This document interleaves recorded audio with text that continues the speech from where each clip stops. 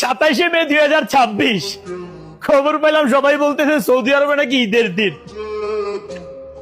আমাদের আবার কিসের ঈদ রে ভাই, যে দেশে কিনা আমাদের প্রবাসীদের কোনো মা নাই। আসলে বন্ধু বান্ধব অনেকেই আছে রে মা, কিন্তু তোমার অভাবটা কোনোভাবেই পূরণ হবে না।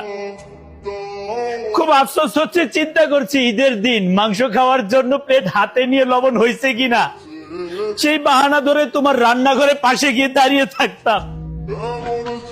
এই ঈদে কে দাঁড়িয়ে থাকবে মা তোমার রান্নাঘরের পাশে? তোমার এই সন্তানটা তো তোমাদের থেকে অনেক দূরে।